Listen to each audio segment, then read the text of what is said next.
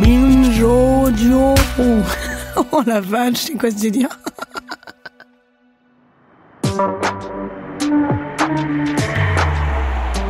Tresses retombant de chaque côté de son visage, traits acérés comme taillés au couteau, regard brun perçant, Travis Scott a l'allure d'un spectre enragé.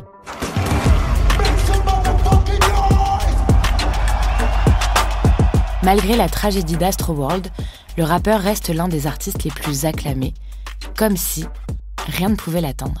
You know, I'm just here for like a good time and I want people to have like the best time ever, especially if they're around me. You know, so I feel like making sure that shit happens is the goal. Connaissez-vous vraiment l'histoire de Travis Scott?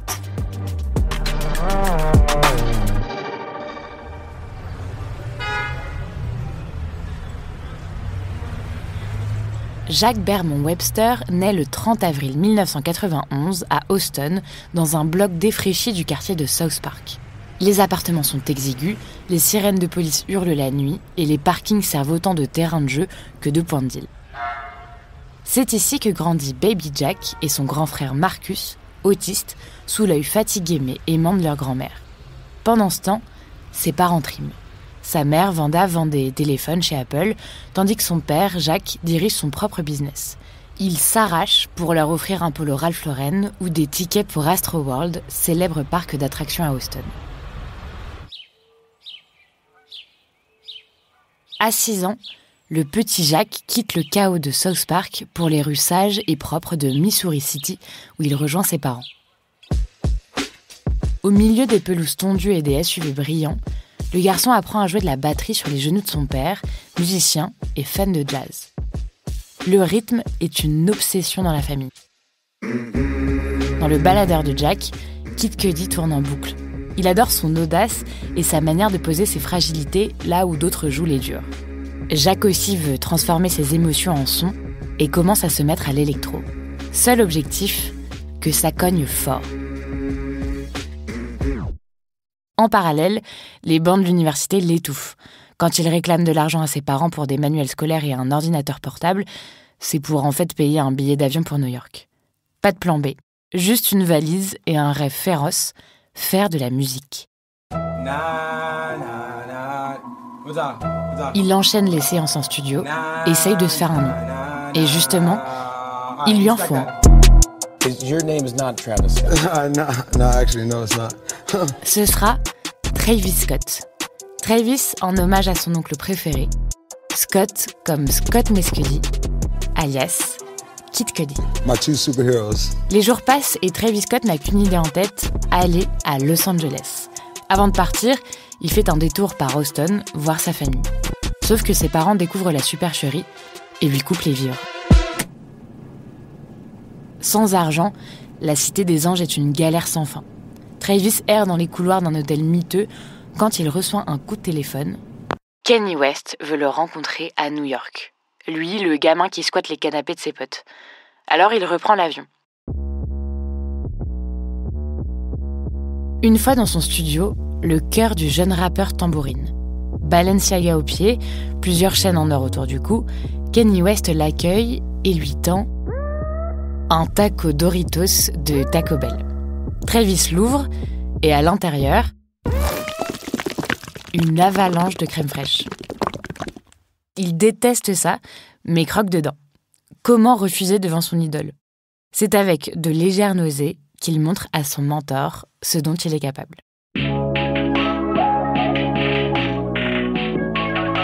En 2013, la mixtape de Travis All Pharaoh laisse échapper des bases de folie dans une ambiance mystérieuse. Le prodige ne couche pas ses idées sur un cahier bien propre, mais travaille à l'instinct. Et ça paye. Son premier vrai carton, Days Before Rodeo, débarque sur les ondes le 18 août 2014. L'ambiance est lourde, presque hallucinée, avec une atmosphère brumeuse qui donne l'impression d'un trip sous substance. Sa voix, saturée d'autotune, glisse comme une lame sous la peau.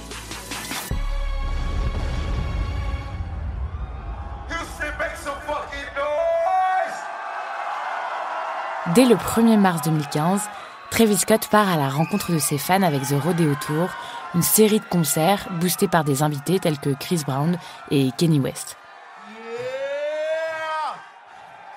Veste oversized marron, pantalon de moto et Jordan aux pieds, Travis Scott se jette dans la foule, allume des pogos démentiels et pousse les limites jusqu'au chaos. Say hell yeah! Say hell yeah! Une fois, il invite un gamin à monter sur scène, une autre, il grimpe sur un lustre, s'ouvre la main et continue de chanter. Bref, Travis a une rage brûlante qui traverse ses concerts. Si ses chansons ne sont pas encore des tubes, c'est le désordre qui le fait connaître. Les demandes d'interview pleuvent, tous ceux qui ont du flair veulent bosser avec lui. Le 4 septembre 2015, il lâche son album Rodeo. À l'intérieur, une myriade de featurings. Kanye West, Future, The Weeknd, Chief Keef. Dans son studio entouré de ses potes, Travis Scott arrange ses chansons au millimètre. La règle, on peut tout foutre en l'air, sauf la batterie. Avec lui, tout doit aller vite, l'enregistrement de ses sons, le succès, son quotidien. Attendre un plat pendant 20 minutes de restaurant, hors de question. Un an après Rodeo, son deuxième album Birds in the Trap Sing McKnight se classe numéro 1 du Billboard 200 et est salué par la critique. Très vite, l'artiste est perçu comme le meneur d'une nouvelle génération de rappeurs, aux côtés de Post Malone ou 21 Savage.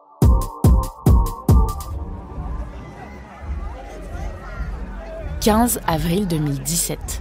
Le festival de Coachella bat son plein sous la chaleur californienne. Travis Scott fait partie des têtes d'affiche. Dans les coulisses, il traîne avec son entourage quand Kylie Jenner, l'une des sœurs du clan Kardashian, débarque. Elle porte un look signature, une perruque aux teintes fluo, un crop top ajusté et un short taille haute. Ils discutent, rient, l'alchimie est immédiate. À la fin de la journée, il lui demande « Je repars en tournée. Qu'est-ce qu'on veut faire ?» Une réplique qu'on doit à Matthew McConaughey dans l'une de ses comédies à l'eau de rose. Sans bagage et sans prévenir personne, Kylie monte dans son bus. À 20 ans, elle vient de rompre avec le rappeur Tyga et a besoin d'une nouvelle aventure.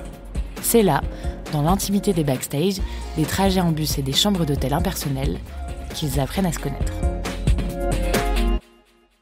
Sur le papier, tout les oppose. Lui a grandi dans une famille modeste et a cultivé l'urgence de tout lâcher. Elle, au contraire, est issue d'une famille surmédiatisée où l'on apprend à contrôler ses moindres faits et gestes dès le berceau. Cependant, les deux stars ont un point commun non négligeable, leur influence. Quand Kylie sort un rouge à lèvres, il est en rupture de stock en 10 minutes. Et si Travis hurle « sauter » en plein concert, un fan se jette d'un balcon, comme à New York, le 30 avril 2017.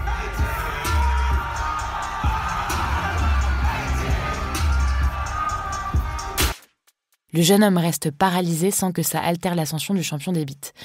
Pourtant, les incidents se répètent. Au Walmart Arkansas Music Pavilion, à Rogers, 10 000 personnes chauffées à blanc font plier les barrières de sécurité.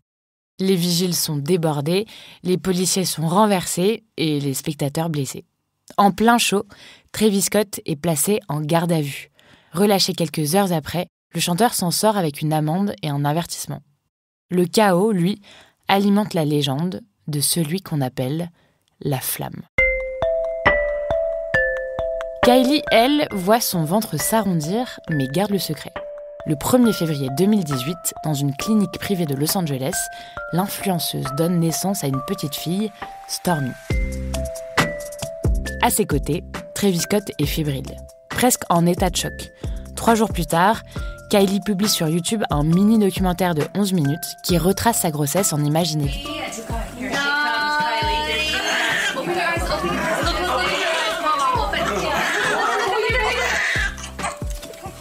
Plus de 30 millions de vues en 24 heures. Moins expansif sur les réseaux sociaux, Travis Scott gâte Kylie en privé. Il lui offre une Ferrari noire estimée à 1,4 million de dollars. La petite fille les suit partout, des concerts de papa au shooting de maman. Plutôt que de lui donner le biberon, le rappeur rentre ses nouveaux textes sur son BlackBerry Porsche. Résultat, Son 3e album, Astroworld, sort le 1er août 2018. S'il n'a pas la médaille du meilleur papa, son morceau avec Drake, intitulé Psycho Mode, devient un tube.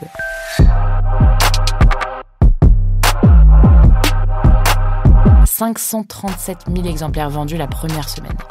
Travis Scott est propulsé au rang de roi du hip-hop. Il lance une collaboration avec Nike, signe son menu original au McDonald's et crée l'Astroworld Festival le 18 novembre 2018. Un rêve de gosse.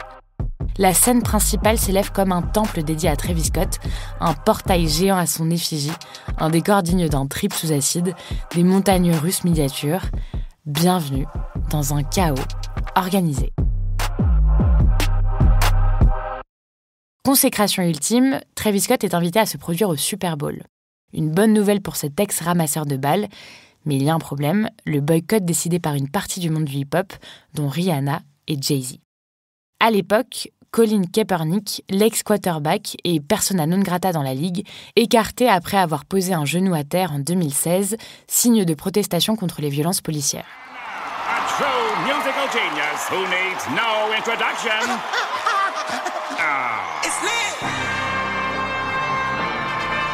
Travis Scott accepte l'invitation en échange d'un versement par la puissante ligue de football américain de $500 000 à une association pour la justice sociale. Geste altruiste pour les uns, coup de com' pour d'autres.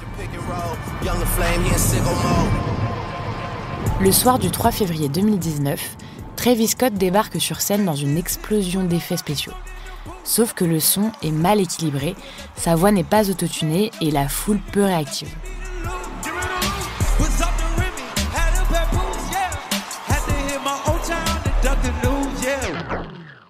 En sortant de scène, le petit prince est lynché sur les réseaux sociaux. Kylie Jenner le réconforte malgré des rumeurs d'infidélité de la part de Travis. En coulisses, ils se quittent, se remettent ensemble, se déchirent, à tel point que la presse People a du mal à suivre. Malgré les assiettes qui volent dans leur villa de Beverly Hills, Kylie attend leur 2e enfant en septembre 2021, ce qui n'empêche pas le papa d'être toujours en vadrouille. Le 5 novembre 2021, plus de 50 000 fans se pressent à la soirée d'ouverture du festival Astroworld. Dès les premières notes, la foule compacte ondule au rythme des basses. Leur idole, veste et gants en cuir, entre en scène. Let's go!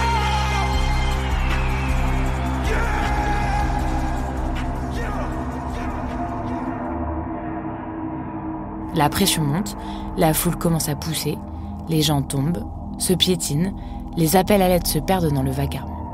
Malgré les cris, malgré l'agitation, Travis Scott continue de débiter ses tubes.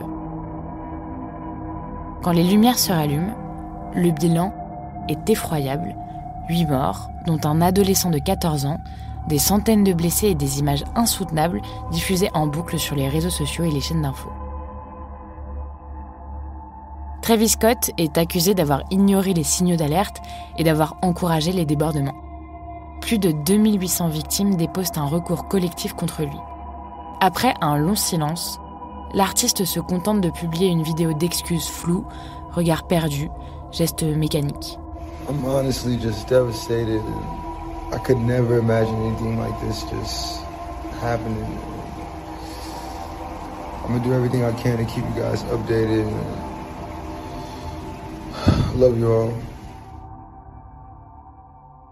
Personne n'est vraiment convaincu et il est déprogrammé de certains festivals. Le 2 février 2022, Kylie Jenner donne naissance à Air, adorable poupon de presque 4 kilos. Malgré la joie des Jenner Scott affichés sur Instagram, le vernis du couple parfait se fissure une fois les caméras éteintes.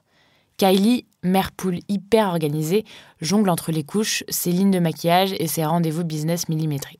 Travis, lui, vit à un autre rythme, celui des afters sans fin et des éclairs de génie dans une pièce enfumée à 3h du matin. En 2023, le couple se sépare. Personne n'est vraiment étonné. Pas de clash, juste un accord discret autour de la garde des enfants. Pendant ce temps, l'ombre d'Astroworld plane encore sur Travis. À l'issue d'une enquête menée en 2023 par le grand jury du Texas, aucune charge pénale n'est finalement retenue contre lui. Les familles des 10 victimes ont conclu des accords à l'amiable avec lui et Live Nation.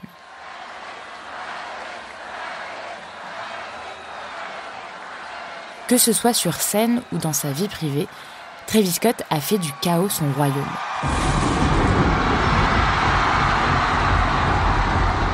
À l'été 2024, il est arrêté en état d'ébriété alors qu'il criait sur les occupants d'un yacht à Miami ou passe 36 heures en garde à vue à Paris pour des soupçons de violence contre un agent de sécurité.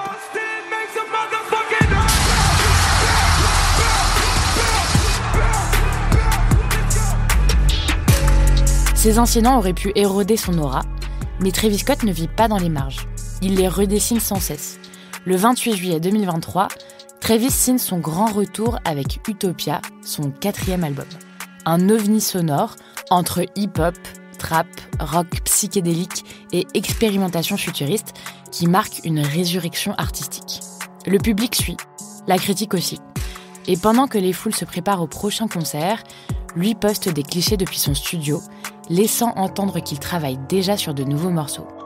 Une chose est sûre, la tragédie d'Astroworld est vite oubliée, comme si elle n'avait été qu'un détail dans l'histoire de Travis. Le prince du chaos se réinvente à chaque chute et transforme ses failles en feu d'artifice. Un funambule du siècle, toujours sur le fil, mais jamais hors jeu. We just try to keep it consistent, staying strong, the team everyone just staying focused and just trying to create to the max. That's all I want to do is create to the max.